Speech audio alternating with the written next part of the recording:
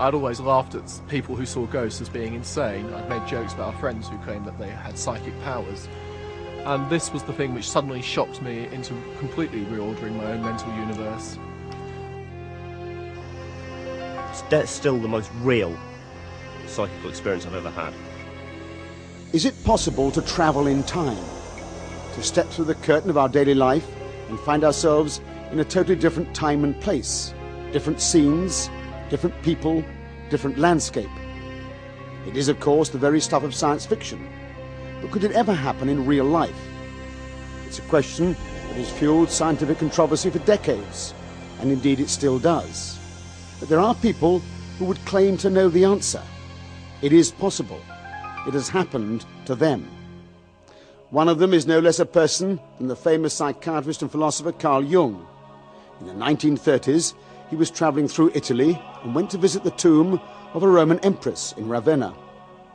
In his account of the episode, he describes how he became aware of a strange atmosphere in the place and an unexplained mild blue light everywhere. But what caught his attention was the remarkable beauty of a series of mosaics depicting maritime scenes. He stood in front of them and discussed them with his companion for 20 or 30 minutes. On leaving the mausoleum, they tried to buy postcards of them, but surprisingly, there were none.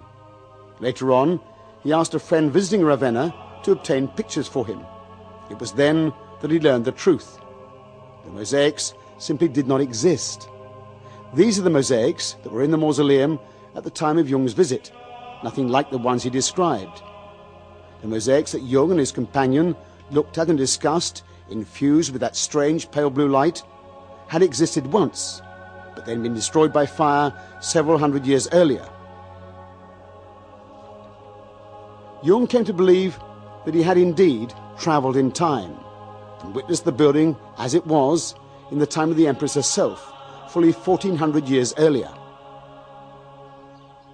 Mary Rose Barrington is a paranormal investigator who has become deeply involved in these ripples in time, where people seem to walk out of one world into another time and place. She has studied the Jung case in detail and believes there are extraordinary similarities with another case that occurred in this country. It involves the Bartons. They were a couple who ran a famous and much talked about bookshop in the 50s, and who often spent their leisure time walking in the Surrey Hills. On one of these walks, they believe they travelled back in time to another landscape. Before we left the flat in the morning, I had been extremely depressed and didn't want to go for the walk. And unknown to me, he had felt the same, but we neither mentioned it. We thought it would just spoil the day. By some strange compulsion, they still don't understand, they travelled on beyond the spot they had intended and eventually stopped in the village of Wootton Hatch.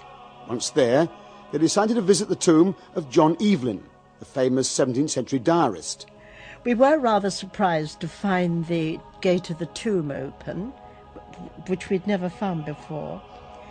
And so we looked round that, spent a lot of time investigating the memorials and the inscriptions and all the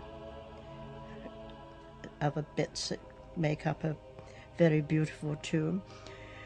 And then we left the church, walked down to the gate, and as we came out of the gate, almost immediately, we turned onto a path that was totally overgrown with vegetation.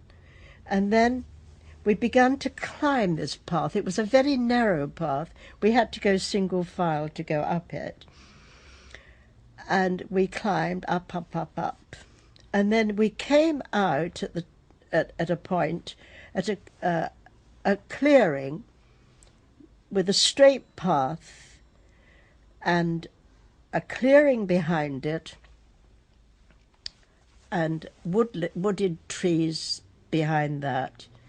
And then on the path, along the path, was a seat, a backless seat. And Eric said, why don't we sit on this seat? We spent so much time in the church. Let's sit on this seat and have our lunch now. It was now about 10 to 12 o'clock.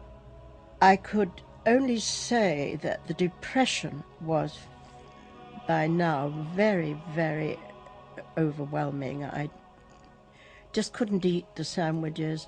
And the only comfort came from the sound of a woodman and a dog howling, what it sounded like down in the valley. And as I was crumbling the bread and throwing it to the bird, there was suddenly a total silence. Not one bird was singing. I could still hear the woodchopper and the dog, but that was all. Everything went absolutely still. Then Elaine, my wife, turned to me and said, "Is it cold?" Cold. It was a very hot day. No, certainly not. And she said, "Feel my arm." And it was icy cold. And I saw, standing in the clearing behind, 3 men. And I went to turn round to look at them, and I realized I'd seen them through the back of the head. I'd say they were wearing a sort of cape, a black. They were all 3 of them entirely in black. The centre one was most definitely a clergyman, because he had a clerical collar on. And he had a smaller rimmed hat. The outer 2 men had a larger black rimmed hat. And I would have said that they were, as I say, late 18th, early 19th century. Looking back on it at the time, of course, you don't think like that. You just see the figures and or whatever and accept them. You don't say to yourself, "Oh, I'm seeing 3 figures from the 18th or 19th century." You just don't. I have no idea why one would have a visitation of figures from any period at a time like that, and in a place like that, because it was out of place, apart from out of time. Very disturbed by this forbidding apparition, they hurried on for a while along the lonely path, and then lay down and fell asleep on the edge of a field. They have only a faint recollection of how they eventually made their way back to Dorking Station to get back to London. Eric was so disturbed by the experience that on the following Sunday he decided to return to Wootton and retrace the path of their walk to unravel exactly what had happened. But it seemed that the landscape they'd walked through no longer existed. Reaching the church, Evelyn's church, doors were opening and people were coming out.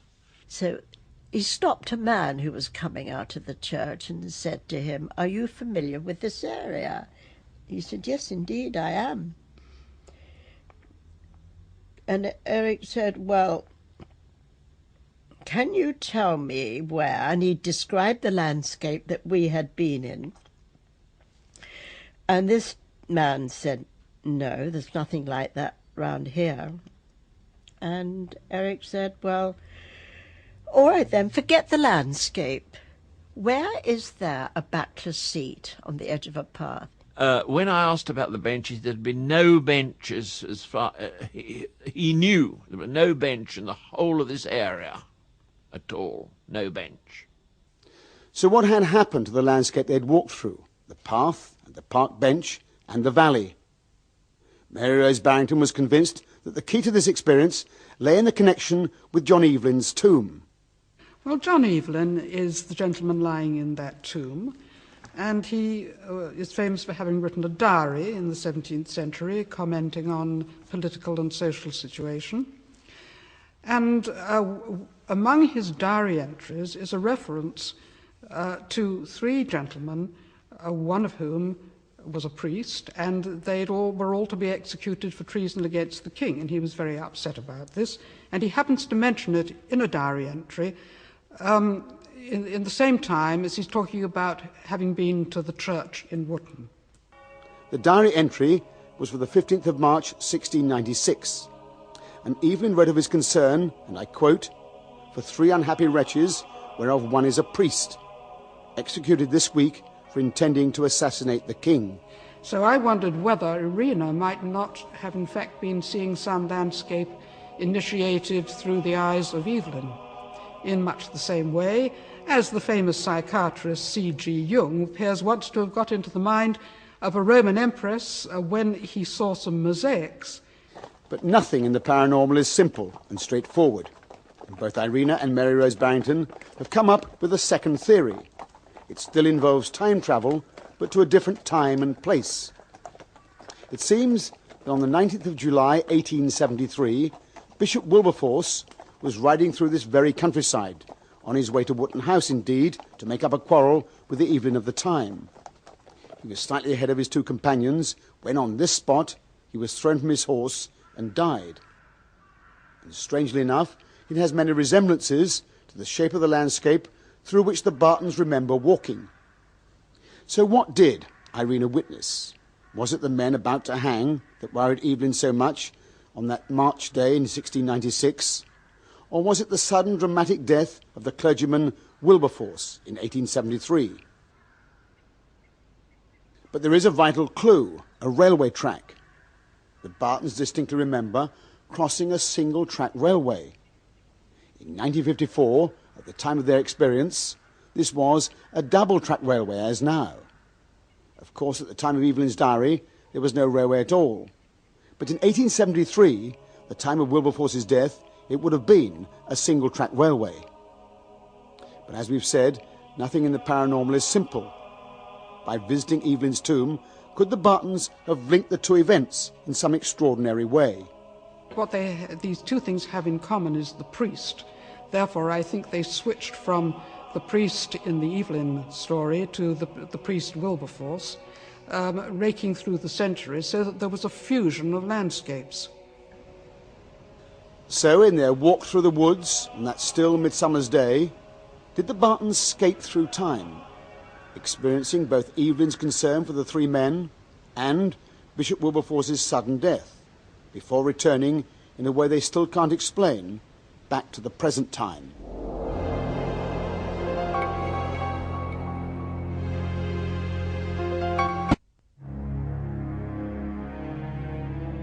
Travel back in time nearly 900 years, to 1103.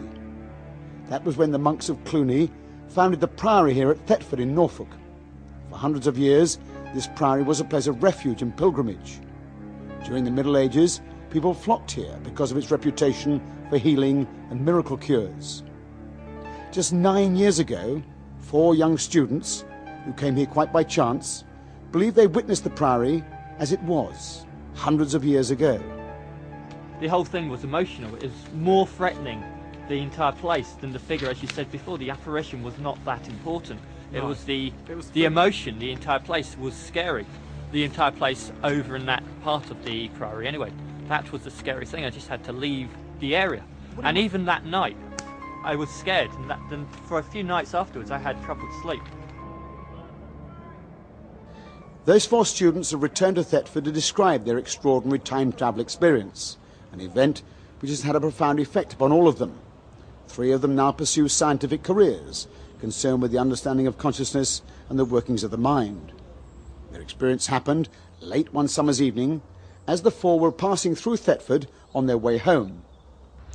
So we pulled into the car park and wandered through, and it was a very pleasant, mild August night.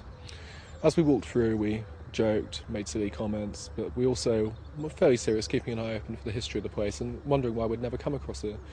Something else struck us, which was there was no one here. We would have expected, it's in the middle of a built-up area, in the middle of a town, we'd have expected children, people walking their dogs, people sitting, drinking out of bottles. No one. Very lonely place. Eventually we wandered, splitting up on the way, and gathered again at about this point. And while we were standing here, we were looking at the facade of the building in front of us, and through the small window, or 3 small windows, just up here, one of us drew attention to someone watching us. And then a few moments later, the person we saw pass across and come down through a staircase. Now, I wish to stress this, I know it's hard to believe, there was a staircase leading up through that archway to a doorway which you can't see but which is in the ruin behind. And so we saw someone coming down the stairs, and somebody remarked, it's someone wearing a black sheet, it's a joker trying to scare us, they're trying to pretend they're a ghost. And one of us began to walk forwards on the left, and in fact slowly increased his speed as he got closer and closer, and the figure began to retreat back up the stairs, at which point I shouted, "Let's get him," and began to run like this towards the room. I came running in. As I ran in, I tried to run up the staircase. I had the impression that I actually went a couple of stairs up the staircase towards a door above us. The figure had by that time retreated back across. Darren came in on my left, and as he came in, he also ran up the stairs. I fell forward, pitched, struck my head probably about here on the flint wall. Darren also struck himself, though he ran through almost to the back wall. We both ended up on the ground, and I was bleeding. It took us a few seconds to get back up and to look at one another and to realise that there was no staircase, that not only was the figure not real, but neither was the actual staircase which we had physically attempted to run up. At that moment, everything just went cold for me. I got up, Darren was already out, running back towards the car.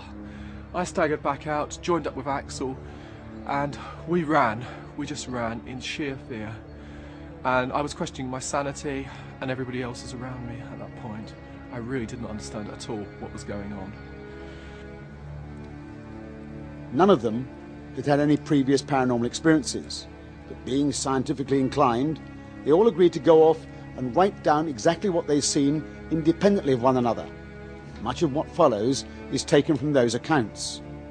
Right, this is my account of the vision. It appeared to be a man about 5.5 foot tall, judging from how high he appeared to be relative to the archway.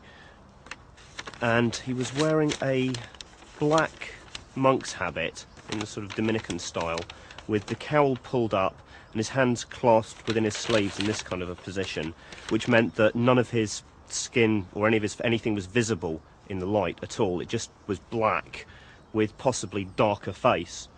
You know, that's what I saw. We advanced towards the steps that we could see that the figure was standing on. I felt nervous, but I was so curious that I had to continue. We walked towards the steps, and as we approached the archway, I was still convinced the steps were there. The figure had gone, disappeared, presumably up the stairs. I tried to walk up the stairs, but they weren't there. I just fell over. That's when I got up and ran. It's odd actually, because my drawing doesn't look much like a cowled monk. What I drew and wrote at the time was, it looks like a person wearing a black sheet or a woman in 18th century dress. And the reason I had the impression of the 18th century dress was it seemed to be flowing towards the bottom. I do agree that the arms were folded across.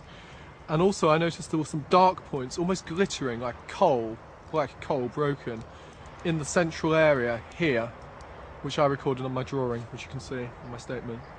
The doorway seemed to be much darker than it should be. And then there was a cloud, smoke or something, which sort of grew and became bright. I didn't actually see a figure. I just saw a column of smoke glowing and slowly becoming bigger. And basically that's when I panicked and fled.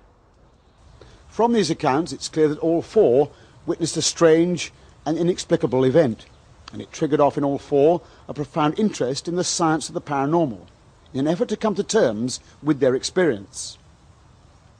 The environment has triggered something in us, and we all see it in our own minds. I mean, I don't think that invalidates it just because... No, just because there's an individual perception of it. Just because I saw a column of smoke, you saw an individual, you saw someone in a habit. That's all maybe the emotions that have been taken at that time. Well, I suppose that when you think about it, there are various explanations you could offer beyond the ones we've talked about. The idea it's a recording of the dead abbot or prior, wasn't it? It's a recording of him reenacting, or possibly because we had the feeling of the priory being more real as we left it, as if it was coming into existence around us, or somehow very close. Certainly. Time slip? I don't know. But the physical thing to me was the staircase. I mean, I can't think of any reasonable explanation for that. It's not a ghost, it's an inanimate object. But if you have a ghost of a man on a horse, you have to have the horse. And if you have a ghost of a horse and carriage, you have to have the carriage. The carriage doesn't have to have a soul or a spirit, but it still appears. And therefore the ghost on the stairs wouldn't have made sense unless we'd seen the stairs. So that the stairs might have even been added by our own minds to explain how the figure was coming down. Possibly, we actually sort of did the window dressing for the experience we were having.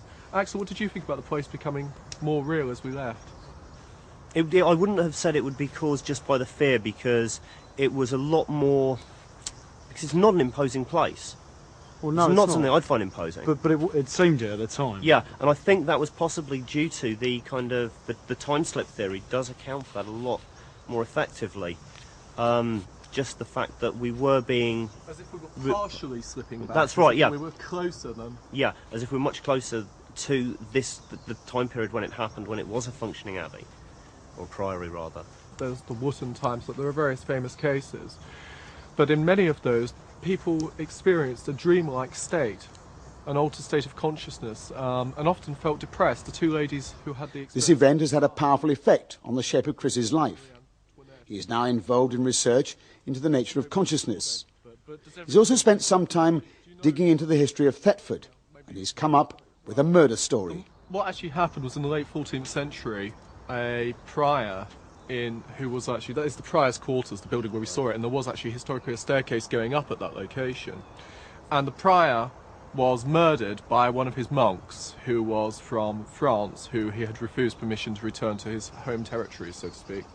And the monk repeatedly stabbed the prior in the stomach and chest. And after the death of the prior, within the prior's quarters, the monk was taken to Norwich Castle, where he was branded, his eyes were put out, and he was incarcerated for the rest of his life in a dungeon under Norwich Castle. This is a matter of historical record. We actually found this out after you'd left. Oh, right. In the when library. we actually went to the library and conducted research. But we didn't know that at the time, and that information was only available, as far as we've been able to find out, in a late 19th century book on the history of Thetford, which has a small reference to it. So it's not a popularly known fact. So there's no way we could have heard that information, forgotten about it, and then later on we could have reinterpreted it because we suddenly realised we were in the right location for the story.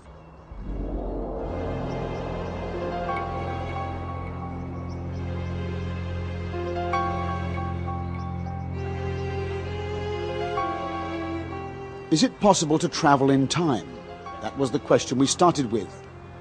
No one would claim that these events provide a complete answer to that question. But they do suggest that time is by no means as simple as the relentless onward ticking of the clock would have us believe. There are, it seems, ripples and discontinuities in time, parallel existences running alongside our own. It would seem possible for any one of us to turn a corner or pass through a door and suddenly find ourselves in a strange and alien world.